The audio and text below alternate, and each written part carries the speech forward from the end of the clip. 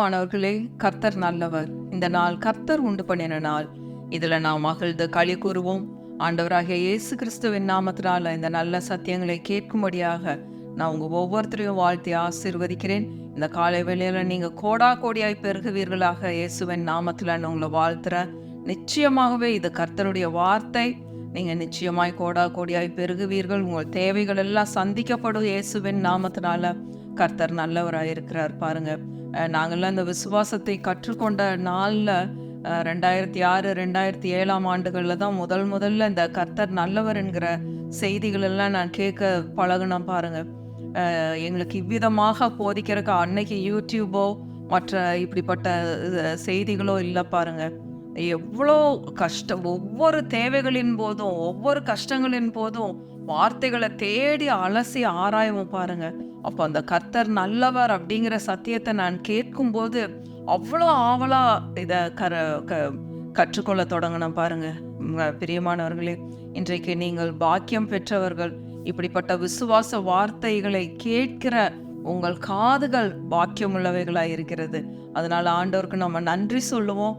நான் ரொம்ப அப்படியே பசியிலையும் தாகத்திலையும் வார்த்தைக்காக ஏங்கி அலைந்து தேடுனதுனால இந்த வார்த்தைகளை இன்றைக்கு நான் இவ்வளோ ஒரு வாஞ்சையோடும் ஆசையாகவும் நான் போதித்து கொண்டிருக்கிறேன்.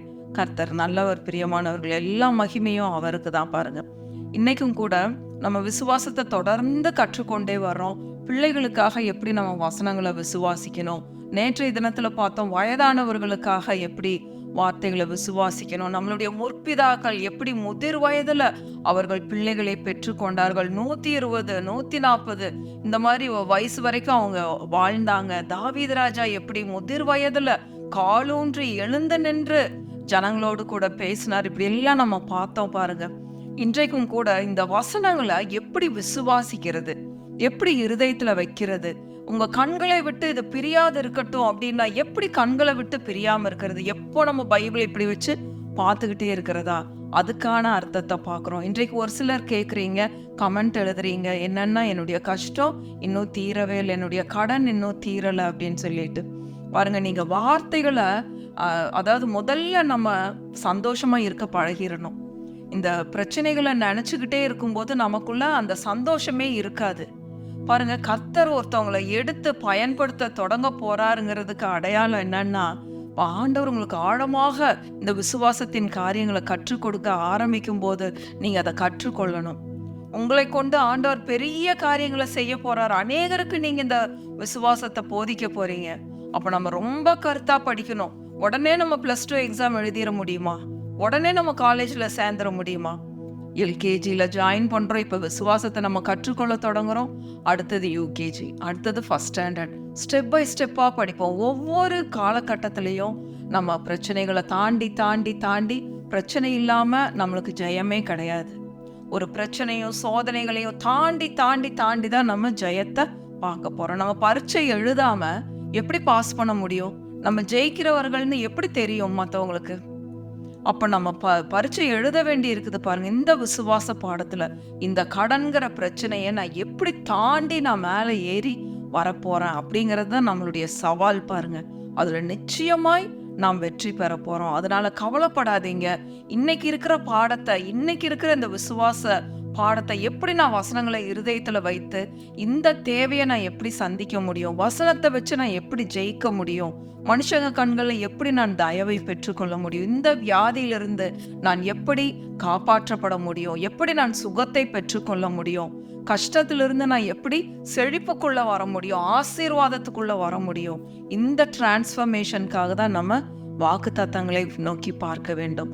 அப்ப இந்த வசனங்களை எப்படி இருதயத்துக்குள்ள வச்சு காத்து கொள்றதுங்கிறது தான் இன்றைக்கு நம்ம படிக்க போறோம். பாருங்க, இந்த இருதயத்தை முழுக்க முழுக்க வார்த்தைக்காக தான் நம்ம ஒதுக்கி வச்சிடணும்.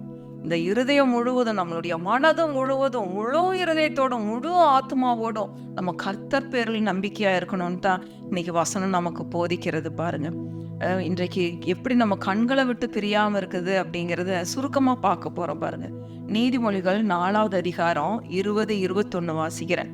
நீதிமொழிகள் 4 20 21. என் மகனே, என் வார்த்தைகளை கவனி, என் வசனங்களுக்கு உன் செவியை சாய். வார்த்தைகளை நம்ம என்ன செய்யணும்? கவனிக்கணும், செவிய சாய்க்கணும். இது எப்பவுமே நம்ம திரும்ப திரும்ப படிச்சுக்கிட்டே இருக்கிறது.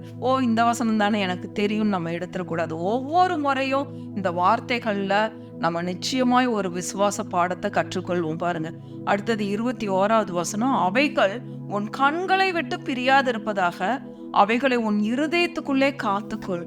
கண்ணை விட்டு பிரியாம இருக்கணும் அப்படின்னா, நம்ம இப்ப பாருங்க, உதாரணத்துக்கு உங்களுக்கு இன்றைக்கு ஒரு 10,000 ரூபாய் தேவை இருக்கு அப்படின்னா, இந்த ஒரு வாரமா உங்களுக்கு என்ன மைண்டுக்குள்ள ஓடிட்டு இருக்கோம்?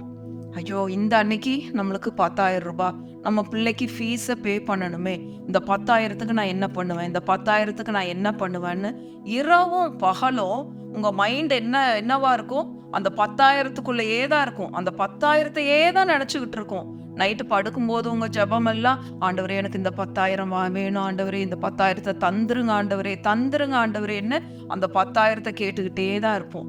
காலையில தூங்கி எந்திரிச்சு, ஆண்டவரே இந்த 10,000 எனக்கு வரணும், ஆண்டவரே எனக்கு இந்த 10,000த்தை வரணும். அதுக்குள்ள செய்தியை கேட்குறீங்க. இன்னைக்கு ஃபுல்லா நீங்க ஆண்டவரை துதிங்க, உங்களுக்கு கண்டிப்பா கிடைக்கும். ஆண்டவரே வந்ததுக்காக ஸ்தோத்திரம், வந்ததுக்காக ஸ்தோத்திரம். இந்த மாதிரி நம்ம என்ன ஆயிட்டோம்? அப்படியே மிஷன் மாதிரி அப்படியே சொல்ல ஆரம்பிச்சிட்டோம். பிரியமானவர்களே, வசனத்தை எப்படி இருதயத்துக்குள்ள கொண்டு போறது, எப்படி கண்ணை விட்டு பிரியாம இருக்கணும்னா, இப்படிப்பட்ட தேவையும் இந்த ஃபீஸ் தேவைங்கிறது கர்த்தருக்கு தெரியும். அப்ப நம்ம என்ன பண்ணணும்? இதுக்கான வசனத்தை எடுத்து வச்சு அந்த வசனத்தின் மீது நம்மளுடைய இருதயத்தை பதிக்க வேண்டும். அதுதான் உன் கண்களை விட்டு பிரியாது இருப்பதாக. மனது வசனத்தின் மேல போகணும். அதுதான் உன் கண்களை விட்டு பிரியாது இருப்பதாகன்னா, நம்மளுடைய மனதை வசனத்தின் மீது செலுத்த வேண்டும். நல்லா புரிஞ்சுக்குவீங்கன்னு நினைக்கிறேன். திரும்ப உங்களுக்கு புரியலன்னா திரும்பவும் இன்னொரு முறை இதை ரீவைண்ட் பண்ணி கேளுங்க. திரும்பமா இதை போட்டு போட்டு கேட்டு பார்த்து விசுவாசத்துல அப்படிதான் நம்ம வளர முடியும். பாருங்க, ஒரு சில காரியங்கள் விசுவாசத்தை நான் கற்றுக்கொள்ளும் போது 10 முறை 20 முறைனாலும் ஒரே சத்தியத்தை கேட்டுக்கிட்டே இருந்திருக்கேன். பாருங்க, அது என் மண்டைக்குள்ள இறங்குற வரைக்கும், எனக்கு புரியற வரைக்கும், அதனாலதான் என்னால போதிக்க முடியுது. பாருங்க, இதையே நானும் ஃபாலோ பண்ணிட்டு இருக்கேன். சில நேரம் கவலைகள்னால நம்ம மைண்ட் என்ன ஆகும்? அழுகையா வரும், தூக்கம் வராது. அப்பெல்லாம் என்ன பண்ணுவேன்னா, வசனத்தையே சொல்லிக்கிட்டு இருப்போம். பாருங்க, வசனத்தை சொல்ல சொல்ல சொல்ல நம்மளுக்குள்ள இருந்து அந்த விசுவாசம் பெருக்கெடுத்து ஓட ஆரம்பிக்கும். அப்போ உங்களோட சந்தோஷம் போகாது. வசனம் உள்ளுக்குள்ள வரும்போது இருதயத்துக்குள்ள அந்த சந்தோஷம் இருந்து கொண்டே இருக்கும். இந்த கவலைகள் உங்களை ஆளுகை செய்யாது. புரிஞ்சுக்குவீங்கன்னு நினைக்கிறேன். அதுதான், அவைகள் உன் கண்களை விட்டு பிரியாது இருப்பதாக. வசனத்தை கொண்டு நம்ம கண்ணுக்கு முன்னாடி நம்ம மனதுக்குள்ள கொண்டு வர்றது. உள் மனது, ஆழ் மனதுக்குள்ள வசனம் போகணும். ஆண்டவரே, என் தேவையெல்லாம் நீர் சந்திப்பீர், அதனால நான் சந்தோஷமா இருக்கேன் அப்படி சொன்னீங்க அப்படின்னா, அது விசுவாசம் உள்ள வார்த்தைகள். விசுவாசம் உள்ள ஜெபம் பிணியாளியை ரட்சிக்கும். அந்த விசுவாசம் உள்ள ஜெபத்துக்கு நீங்க சீக்கிரமாக பதிலை பெற்றுக்கொள்வீர்கள். உங்க சந்தோஷமும் போகாது, கவலை வராது, துக்கம் வராது, நீங்க சந்தோஷமாவே இருப்பீங்க. அந்த சந்தோஷமானது உங்களுடைய ஜெபத்துக்கான பதிலை சீக்கிரமாய் கொண்டு வரும். இதுதான் விசுவாச பிரமாணங்கள்ல, இதுதான் ரகசியங்கள். பாருங்க, விசுவாசத்தின் ரகசியங்களை போதித்து கொண்டிருக்கிறேன். அப்போ அவைகளை உன் இருதயத்துக்குள்ளே காத்துக்கொள். கர்த்தாவே, என் தேவன் தம்முடைய மகிமையின் ஐஸ்வர்யத்தின்படி என்னுடைய தேவையெல்லாம் நீர் சந்திக்கிறீர். அதனால இந்த 10,000 ஃபீஸை குறித்து நான் கவலைப்பட போறதில்ல. என்னுடைய கடன் இவ்வளோ இருக்கு, இந்த அன்னைக்குள்ள பே பண்ணணும்னு இருக்கு. நீங்க எல்லாத்தையும் எனக்காக கட்டி முடிக்க போகிறீர். என் தேவன் தம்முடைய மகிமையின் ஐஸ்வர்யத்தின்படி உங்கள் குறைவை எல்லாம் நிறைவாக்குவன் நீங்க சொல்லியிருக்கீங்க ஆண்டவரே. அதனால நான் கவலைப்படாம நிம்மதியா இருக்கிறேன். அந்த விதமாய் நீங்க பேசும்போது நீங்க விசுவாசத்துல இருக்கிறீங்க. விசுவாசத்துல ஒரு அடியை எடுத்து வைத்திருக்கிறீர்கள். கர்த்தர் அதை ஹானர் பண்ணுவாரு. உங்கள் விசுவாசத்தின்படியே உங்களுக்கு ஆக கடவுதுன்ற வசனம் அந்த இடத்துல பரிபூர்ணமாகும். ஹல்லேலூயா. பாருங்க, அடுத்த வசனம் பாருங்க. அவை 22வது வசனம், நீதிமொழிகள் 4:22. அவைகளை கண்டுபிடிக்கிறவர்களுக்கு அவைகள் ஜீவனும் அவர்கள் உடலுக்கெல்லாம் ஆரோக்கியமாம். இந்த வசனங்கள் இதை நம்ம கண்டுபிடிக்கிறோம். பாருங்க, இந்த சத்தியத்தை எல்லாம் விசுவாசத்தின் பாடங்களை நம்ம கண்டுபிடிக்கிறோம். கண்டுபிடிக்கும் போது அவைகள் ஜீவனும் நம்மளுடைய உடலுக்கெல்லாம் ஆரோக்கியம். பாருங்க, இந்த மாதிரி டீச்சிங் எல்லாம் கொண்டு வந்தவர் கென்னத் ஹேகின்றவர், ஒரு பெரிய ஊழியக்காரர். பாருங்க, அந்த ஊழியக்காரருக்கு 16 வயதுல என்னாச்சு அப்படின்னா, அப்படியே பெட் ரிடன் ஆயிட்டாரு. 16 வயசு, ஒரு சின்ன வாலிப பையனா இருக்கும்போது அவர்னால எழுந்து நடக்க முடியல. ஃபுல்லா எல்லாமே பெட்டு. ஒரு 16 வயசு பையனுக்கு எவ்வளவு கனவுகள் இருந்திருக்கும் பாருங்க. அப்படியே பெட் ரிடன் ஆயிட்டாரு. அந்த நேரத்துல இந்த மாதிரி விசுவாச செய்திகள், அவருடைய தழும்புகளால் நாம் குணமாகிறோம் அப்படிங்கிற சத்தியத்தை இவர் கேட்டிருக்கிறாரு. மார்க் 11, 23, 24 வசனத்தை இவருக்கு யாரோ சொல்லி கொடுத்துருக்குறாங்க பாருங்க. அந்த நாட்கள்ல மார்க் 11, 23, 24 பாருங்களேன். எவனாகிலும் இந்த மலையை பார்த்து நீ பெயர்ந்து சமுத்திரத்திலே தள்ளுண்டு போ என்று சொல்லி தான் சொன்னபடியே நடக்கும் என்று தன் இருதயத்தில் சந்தேகப்படாமல் விசுவாசித்தால் அவன் சொன்னபடியே ஆகும் என்று மெய்யாகவே உங்களுக்கு சொல்லுகிறேன். இந்த வசனத்தை அவர் கேள்விப்பட்டாரு. அடுத்தது, ஆதலால் நீங்கள் ஜெபம் பண்ணும்போது எவைகளை கேட்டுக்கொள்வீர்களோ அவைகளை பெற்றுக் கொள்வோம் என்று விசுவாசியுங்கள், அப்பொழுது அவைகள் உங்களுக்கு உண்டாகும் என்று சொல்லுகிறேன். இந்த வசனத்தையே திரும்பமா சொல்லிக்கிட்டே இருந்திருக்கார். தன்னுடைய மரண படுக்கையில இருதய வியாதி, என்னென்னமோ வியாதி, பிளட்ல ஏதோ மிஸ்டேக்கு, அவ்வளவு ஒரு மரண படுக்கையில இருந்திருக்காரு. 16 வயசு வாலிபனாக இந்த வசனங்களை திரும்பவுமா சொல்லிக்கிட்டே இருந்திருக்காரு பாருங்க. எத்தனையோ மாதங்கள் படுக்கையில இருந்திருக்கிறாரு பாருங்க. அப்புறம் திடீர்னு ஒரு நாள் இந்த 16 மாத படுக்கையில இருந்திருக்காரு. அப்புறம் ஒரு நாள் அவர் அறியாம கால் எடுத்து கீழே வச்சிருக்காரு. கீழே வைக்கும் போது எப்படியோ விழுக போயிருக்கிறாரு. விழுக போனவர் எதோ பிடிச்சு நின்று எப்படியோ அப்படியே நடந்திருக்காரு. நடக்கும்போது அவர் சொல்லியிருக்கிறாரு, நான் நடக்கும்போது 1000 ஊசிய பாதத்துல குத்துனா எப்படி இருக்கும், அவ்வளோ வலி வலிச்சுதான். அந்த வலியோடும் வேதனையோடும் அப்படியே நடந்தார். அன்னைக்கு நடந்தவர் 86 வயது வரைக்கும் அவர் விசுவாசத்தின் எத்தனையோ சத்தியங்களை போதித்திருக்கிறார். அதெல்லாம் தான் இப்ப நம்ம படிச்சுட்டு இருக்கிறோம். கென்னத் ஹேகின் என்ற மகா பெரிய ஊழியக்காரர் பாருங்க. அவர் கற்றுக் கொடுத்த விசுவாசம் எல்லாம் இந்த மார்க் 11, 23, 24. பிரியமானவர்களே, வசனங்களின் மீது நம்மளுடைய கண்களை பதிக்க வேண்டும். வசனத்தின் மீது நம்ம கண்ணை எடுக்கவே கூடாது. பிரச்சனையின் மேல, ஐயோ நான் இப்படி மரணப்படுக்கையில் இருக்கேனே, நான் இப்படி கிடக்குறேனேன்னு அவர் நினைச்சிருந்தாரு அப்படின்னா அப்படியே போய் சேர்ந்திருப்பாரு. ஆனா அந்த நேரத்துல அவருக்கு யாரோ இந்த வசனங்களை சொல்லி அவர் இந்த வசனங்களையே இரவும் பகலும் தியானித்து கொண்டே இருந்து, அதனால என்னாச்சு, அவர் அறியாம காலை பெட்டில் இருந்து எடுத்து கீழே வச்சு நடக்க தொடங்கினவர் பாருங்க.